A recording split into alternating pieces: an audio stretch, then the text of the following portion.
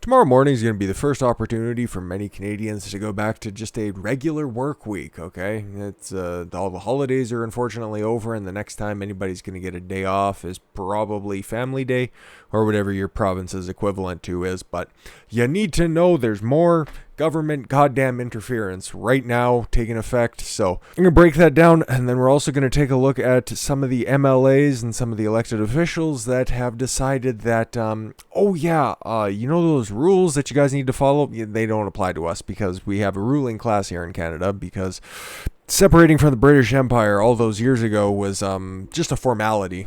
Oh, it's funny. It's funny. I don't want to use that same old tired rules analogy, but Canada's a funny place. We'll put it that way. So nationwide, bills lose their legal tender status. Okay, I've seen a $1 bill and a $2 bill. Okay, I haven't seen them in decades at this point, but you can no longer use them as legal tender. Bills, they can still be accepted at stores, and if you guys still have those in your wallets or your purse, be careful and just try to sneak them across the counter. But I've never seen a $25 bill.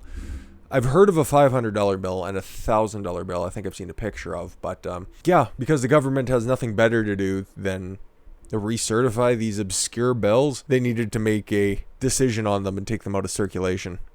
Whatever. And then, this is pretty much the big one. The ban on single-use plastics. The federal government announced plastic bags, cutlery, and other hard-to-recycle plastic items would be banned by the end of the year. So all your stores are going to go back to fucking paper bags, or you're just going to have to bring... Oh, I don't even know if you're going to be able to bring in, because every place that I shop, you're not allowed to bring in your recyclable bags. So, I guess everybody's going to be switching over to paper. I guess Trudeau must have an in with a Weyerhaeuser Canfor and whatever Nordboard now, so fucking getting a taste of that, I'm sure. Change to workplace harassment legislation. Ugh. The new federal government's workplace harassment and violence prevention regulations. Ugh.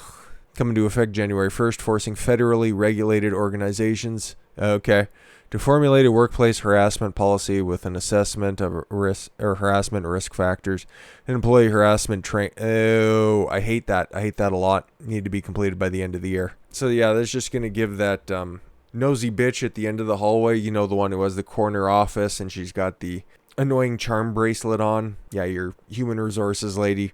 She's just going to have an even more prevalent role this year in making sure that everybody has a nice generic work day. How fucking wonderful. And then we'll go into the province-specific new rules. Climate accountability rules in British Columbia, because instead of being accountable for all the overdose deaths that happen in your province, let's worry about all those trees. They're going to be implementing new measures aimed at keeping the province accountable towards a goal of reducing its greenhouse gas emissions. What the fuck does that even mean? That's just a bunch of good words to satisfy the, 15% of the population that really gives a fuck about this stuff. The province intends to reduce its emissions by 40% below 2007 levels by 2030. What an arbitrary take on things. Oh yeah, we're just going to get lower than something 13 years ago in 9 years' time. Where the fuck do you pick these numbers from? You bunch of goofy bastards. Yeah, so in 2007, 64.76 million tons of greenhouse gas emissions were emitted in 2007. Okay, is that something that is pressing to BC? I guess it is to their stupid government. And how are they going to do that? Probably through more taxes, I'm sure. Here's something that affects Alberta, my home province. Election finance overhaul. It's kind of weird what they're doing. So this only affects municipal elections, and if you have a surplus of more than $1,000, it has to be donated to a charity. That's fine, but let's specify which charities you can donate that surplus of cash for your campaign goes. I don't want it to be like if John Smith is running for mayor of fucking Hythe. I don't want that surplus money to be going to the Smith family nonprofit. You know what I mean? I can see that getting fucking abused in the future. Increasing donation maximums to $5,000 per person for municipal elections. Nothing shady about that. And allowing individuals to self-fund a campaign to a maximum of $10,000. So that just means the ultra wealthy want to run for mayor of Calgary, Edmonton, Medicine Hat, Lethbridge, whatever, has to spread out all of their self-financing amongst their friends and family. Just unnecessary loopholes that they're creating, or just unnecessary roadblocks to create more fucking loopholes is the more accurate way of phrasing it. Oh man, the first bright spot, Saskatchewan government has adjusted property tax percentage of value of commercial, industrial, elevator, railway, resource, and pipeline properties to 85% for the upcoming year, saving, 15%. So Saskatchewan's at least getting tax cuts. That's a good thing. Oh, Manitoba Support for Veterans Association. I like this. Exempt from paying municipal property taxes. Okay, yeah, so the Legion and their outreach programs, they aren't going to get taxed. Or property taxes, at least. Not really doing a whole hell of a lot for veterans associations, but at least they're doing something, right? Oh, and Ontario just catering to the fucking worthless once again. Process of passing the Helping Tenants and Small Businesses Act, which will freeze residential rent for the entirety of 2021, just setting the stage for longer lockdowns in Ontario that will never end throughout the entire year. Remember how the vaccine was supposed to end the lockdown? Me neither. Quebec, new immigration streams. Why? Quebec announced the 3 permanent pilot programs for immigration to come into effect sometime at the beginning of 2021. You have your entire province locked down tighter than a nun's box. What the fuck are you talking about immigration for? They include a pilot program for orderlies, one of the workers in artificial intelligence, information technology, and visual effects sectors, and one of the workers in food processing sector. What fucking niche garbage, okay? Unbelievable. Should have let Quebec secede from the fucking country back in, 96? It's hilarious how they've been hemorrhaging money for the past, few decades, and all of a sudden there's no talk of even Canada anymore. Keep subsidizing all of their fucking bad decisions. Oh, PEI. This will piss off the fucking islanders. Like, listen, I'd never purchase flavored e-cigarettes and vape products, but the fact that the government has to step in and get rid of them, I hate that. You should have your own decision if you want to ruin your lungs, but also at the same time, through federal tax and redistribution policies, I ended up paying for, one of them buys, lung cancer treatments. So, but e-cigarettes and vape products, other than exploding on a couple of fucking goofs, hasn't really, amounted to much. Newfies are getting $25 per day childcare for 8,000 spots. Why? None of them work during the winter anyways, or otherwise you're just in a prosperous province. New Brunswick, new provisions for driving. This should be interesting. Several new provisions, including increasing fines for distracted drivers and passing on a school bus with a stop sign illuminated. Worthless, worthless, worthless. Why aren't schools closed anyways? So that'd be kind of ridiculous. Doubling the fine for anyone caught driving an ATV. Okay, this one could actually matter. Caught driving an ATV or snow. You need to have a permit for that stuff? Ugh. See? If anybody from the United States is watching this, just be thankful that your government doesn't intrude on your daily life like everywhere in Canada has to deal with. Oh, and then on April Fool's Day, Nova Scotia's minimum wage will increase to $13.10 per hour, making it the highest minimum wage in Atlantic Canada. And relative to their cost of living, that is astronomically high. The fuck, this reads like a Q hashtag. In May 2021, the Northwest Territories government is slated to release a final action plan in response to the national inquiry into the missing and murdered Indigenous women and girls. Okay, both of them that went missing or dead in Northwest Territories. Cool. And just to show you how backwoods some of these very northern territories are, free shingles vaccine for anyone between 65 and 70. Cool. I'm sure if we're ever going to find a resurgence of smallpox, it's going to happen in fucking Tuktoyaktuk. Oh, none of it's going to have to pay for increased garbage collection. None of it looks like you're going to have to be paying for some of it.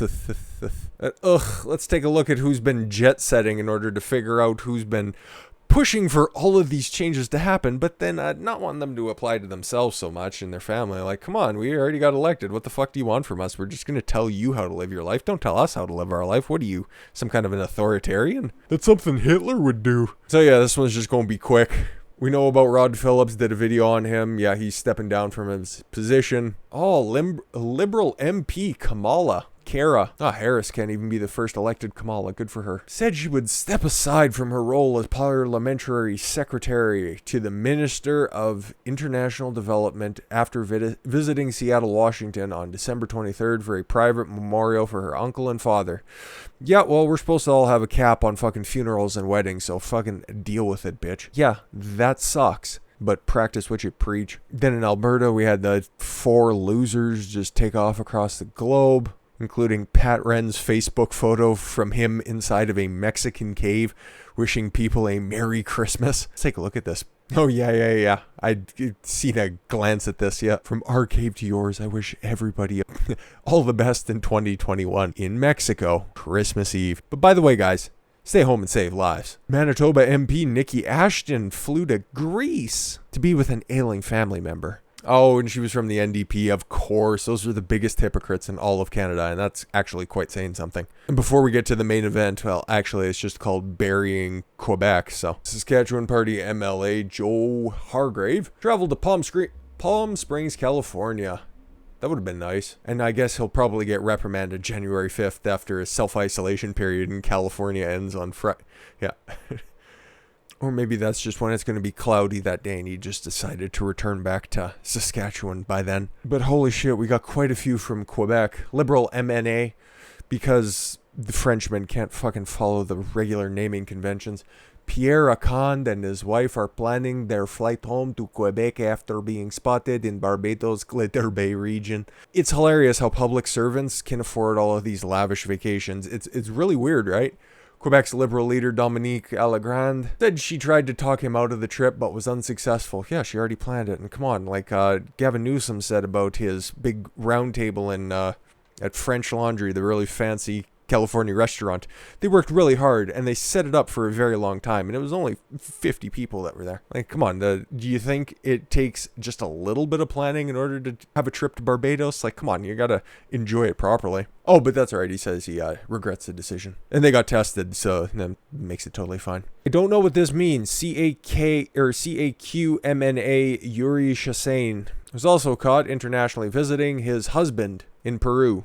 Should be tested for something else upon arrival. Liberal MP Zamir Zuberi revealed in a Twitter statement that he and his family had traveled to the United States in December to visit his wife's grandfather. I thought we're supposed to protect the elderly, whose health was deteriorating. Oh, he's using the Deborah Burke's strategy of just saying that I haven't seen my old folks in a long time and I just needed to go see them. I recognize that travel during this period when so many are limiting interactions with loved ones was an error in judgment. That is such a common thread in there. I apologize to my constituent for the disappointment I have caused, not for actually taking the trip, but just for the disappointment that you might have felt from me being a hypocritical asshole. Another Liberal MP, Alexandra Mendez. Wow, Liberal? Quebec MP. That bitch is a triple whammy. Confessed Sunday. Oh. To which father, that she had also traveled internationally. In a Twitter post, she said that her husband's mother, who lived in Portugal, had died in May. My husband and I felt it would be irresponsible to travel to Portugal at that time, even to accompany her in her last days. In July, as some of the lockdown measures lifted, Mendez and her husband went to Portugal to deal with his mother's estate when everything was ramping up again back in July, you remember? But it's always been ramping up, so you know what? I guess she just picked the least ramping up portion of the curve. She added that she had informed the whip in the speaker's office before she traveled, and she had followed the proper quarantine measures. Oh, thank God. And another Liberal MP, Patricia Letazio. Yeah. In September, she went to Ireland. Essential and necessary to help one of her daughters move to attend school there. Essential and necessary to attend school in Ireland. You're an MP in Canada, but it's essential for her to, I don't know, study rocks in Ireland or fucking potatoes or what the bottom of a Guinness pint looks like. Like, what the fuck are you studying in Ireland that you can't get anywhere else? Another Liberal MP, Lim Bissett, went back to retrieve the belongings her parents left in Mexico back in October 2019. But apparently her parents couldn't get back from Mexico and they required hospitalization. They didn't die or anything. So instead of her parents going back, she went back because I'm sure she has a lot of federal taxpayer-funded vacation days that she just needed to use. Otherwise, they just don't roll over. So what's the point? I need to take them anyways. I'm not getting paid for them if I don't take them. But that wasn't the only place that she stopped. Yeah, get a load of this. On my way back to Canada, I made a brief stop in Massachusetts. Okay. To finalize the sale of my home. These rich public servants. Oh my God. Man, fuck all of them. And fuck these new rules. None of them make sense. Oh, we need to ban plastic because fish. That was literally one of the arguments. Oh, I remember that passing. That was what? A late summer?